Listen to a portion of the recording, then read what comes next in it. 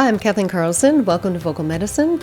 Today I'm talking about one of the yogic siddhis. So these are the supernatural powers that are sometimes developed through austerity, through all kinds of yogic practices, meditation, etc. But they can also arise spontaneously, and that was what happened with me a long time ago, back when I was a teenager. So I thought I would share that story with you today. When I was in high school, I was a long-distance runner. And I had injured my legs several times. I developed shin splints, and I developed a problem with my left knee. At Christmas time, this must have been my junior year of high school, I was on crutches because of the problem with the knee. So there was like a tendon or something, I don't know all the knee anatomy, but there was a tendon or something on the side of the knee that had gotten strained. And I was really frustrated by it because I had been a runner the prior year and had gotten injured, and this was the second time. So I was really frustrated because I loved to run. I loved just being active and being in sports. I was also at the time teaching myself different forms of meditation.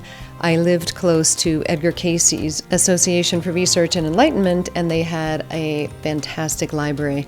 So I would drive down there once I was 16 and had access to one of my parents' cars and could drive. It was about an hour away, and get all kinds of books. So I had a stack of books and didn't have any classes or teachers. This was the late 70s, so there weren't even a lot of yoga classes or yoga studios at the time. So I was on my own by and large and was experimenting. And I decided that I had had it with this injury, and I was going to try to heal myself. And I had practiced different kinds of visualization and counting down and looking at different colors in my mind, visualizing. So what I did, this was right around Christmas time, so halfway through my junior year, and it was just that last week before Christmas, where there's a lot of activities and parties going on. So in the other room, my brother and his friends and my sister and their friends were watching TV and having a good time and eating snacks in the kitchen. So I was in the dining room. I shut the door between the dining room and kitchen, but then it was open between the dining room and the living room.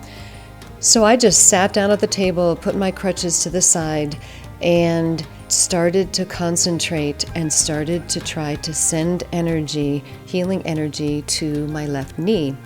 And then I took my right hand and placed it over the left knee and just kept sending this intention for healing.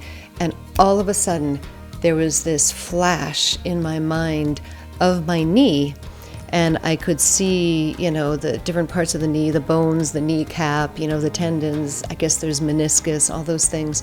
So I could see an x-ray in my mind of my knee.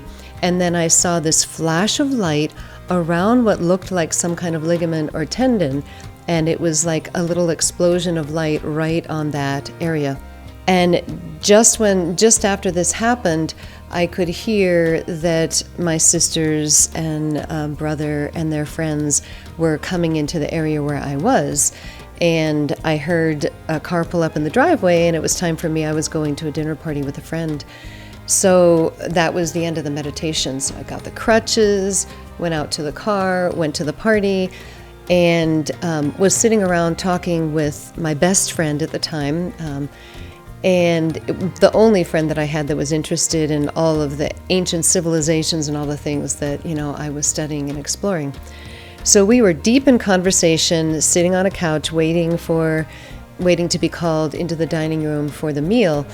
And when my friend's mother came in and said, "Okay, everybody, dinner's ready," we were still engaged in this conversation, and so we stood up and I walked into the other room, sat down at the dinner table, and then suddenly I realized that my knee was completely healed. I had left the crutches in the other room.